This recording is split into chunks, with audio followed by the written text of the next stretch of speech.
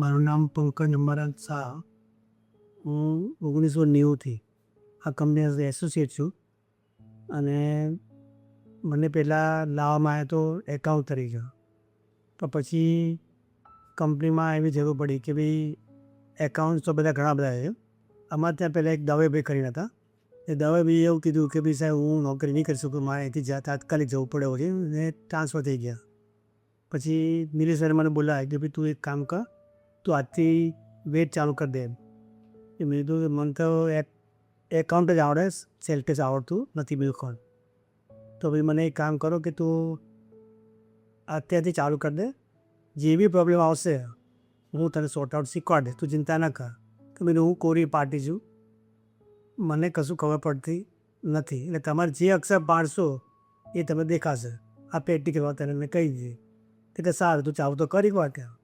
એમણે ચાલુ કર્યું ને ધીમે ધીમે મને ગ્રીપ આવતી ગઈ. અને એડવોકેટે મને સપોર્ટ કર્યો અને નિલેશ સરના કહેવાથી અને એ પ્રમાણે આગળ વધી. તમારી કંપની સાથે જર્ની કઈ રીતે શરૂ થઈ? કયા કયા સમયે કઈ કઈ પરિસ્થિતિઓમાં કંપની સાથે તમે જોડાયેલા રહ્યા? કઈ રીતે ડિપાર્ટમેન્ટમાં કામ આવતું રહ્યું? એના વિશે થોડીક વાત કરો. સૌથી પહેલાં અમે કંપની સ્ટાર્ટ થઈ નિલેશભાઈના ઘરેથી 1989. અને એ વખતે આખા મહિનામાં 5 ગાડી આવે. 5 ગાડી પેમેન્ટ કરો એટલે મહિનો પૂરો થઈ જાય. તો આ પ્રકારની પરિસ્થિતિઓમાં નિલેશ સરને કેવી રીતે તમે ઓબ્ઝર્વ કર્યા? એમનું નિરીક્ષણ શું રહેતું? એટલે એ માણસને તમે મને એક દાખલો યાદ છે કે અહીં બેઠો હતો ને, અંદર પેલો વ્યક્તિ આવે છે ને, મને કે આ વ્યક્તિ આવે છે એ મારી સામે 10 મિનિટથી વધારે નહીં બેસી શકે, એટલે 10 મિનિટથી વધારે ઊભો નહીં રહી શકે. મેં કે કેમ? તું આવજે જોજે. અંદર આવ્યા, પહેલો પગ મૂકે ને એમના મગજમાં ક્લિયર કહે એ પહેલો પગ મૂકશે ને મનમાં શું ચાલે છે શું નથી ચાલતું એ બધી મને ખબર છે. એ પહેલો પગ મૂકે ને કીધું તારે જેવા ભાઈ એન્ટર થાય એટલે કીધું તારે શું કામ છે? કે સાહેબ મારે આમ છે ને તે મને ખબર છે કે તું એક કામ કર, કંપની મળી ગયા તારું કામ પતી ગયા. એટલે એટલી સેકન્ડમાં એ જજ કરી શકતા હતા. વિધિના સેકન્ડમાં સામેના મગજમાં શું ચાલે છે એ એમના મગજમાં એકદમ ક્લિક થઈ જાય અને તમારું કામ ઇઝી કરી દે. બીજા કયા કયા એવા અનુભવો છે કે જે યાદગાર રહ્યા તમારા? કોઈ ઓફિસનો અનુભવ હોય, કોઈ આવી રીતે જ બિઝનેસ રિલેટેડ અનુભવ હોય? અમારે કેવું હતું કે જયપુરમાં અમારે એવું થયેલું. જયપુરમાં રાજસ્થાન અમારી 2002માં અમારી બ્રાન્ચ ખુલી.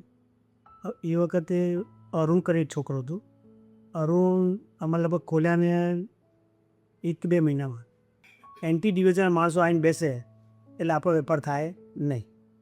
પછી પેલા અધિકારીને નિલેશભાઈને પેલા આપણા મેનેજરને ફોન કર્યો આપણે નિલેશ સરને કે સર આ બધા એન્ટી ડિવિઝનવાળા આવે છે અને આપણો ધંધો બંધ થઈ ગયો છે, તો આ રસ્તો શું? મને કશું પૂછ્યા કરે છે એટલું જ કીધું પંકજ તું કાલ સવારે જયપુર જોઈએ, મારે બીજું કંઈ મારે સાંભળવું નથી. તારે કેવી રીતે જવાનું શું જવાનું એ તારી રીતે વ્યવસ્થા કરવાની, મારે કંઈ જોવાનું નહીં. સારું બધું અવાર ત્યાં પહોંચી હું અહીંથી પંજાબ નેશનલમાંથી રાત્રે 14 કલાકે અહીંથી 9 વાગે ગયો, સવારે 14 કલાકે ત્યાં ઉતરો.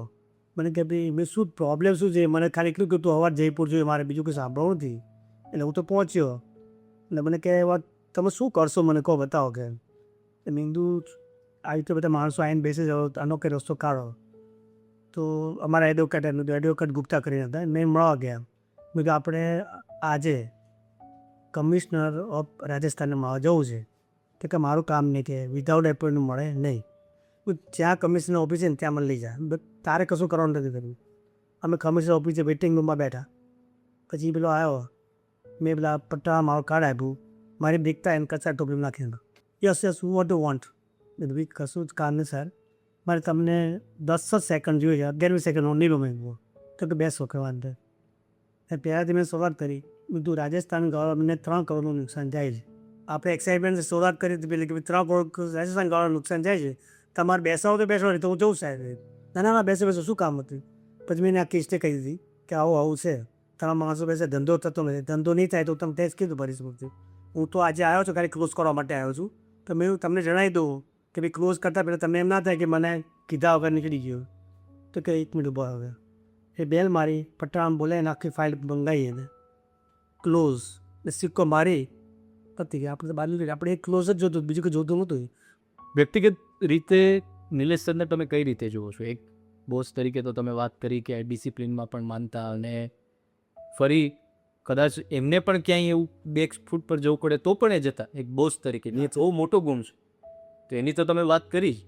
પણ વ્યક્તિગત રીતે તમને શું લાગે છે, નિલેશ સરના જીવનમાં એવા કયા કયા પોઈન્ટ હતા કે જેના કારણે આ કંપની ટકેલી છે, જેના કારણે આટલું મોટું એમ્પાયર?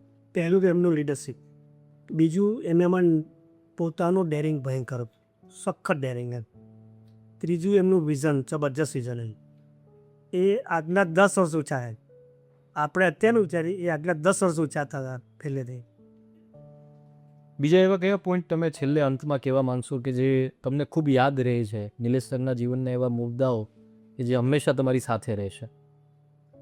તમને એક સિમ્પલ દાખલા આપું કે હજી મારા મધરના ડેથ થયા એ વખતે એમને સખત તાવ હતો, ને એમના વાઈફ એમ કીધું કે ભાઈ તમે આપણે અહીંથી પહેલાં ડૉક્ટર પાસે, એને પહેલાં અહીંયા આવવાનું મારે ત્યાં બેસવામાં, મારી માતાના બેસવામાં, આ પછી ડૉક્ટર પાસે જવાનું હતું. આશીષા મેડમ એમ કીધું કે ભાઈ તું ડૉક્ટર પાસે લે અને પછી આપણે બેસવામાં જઈશું.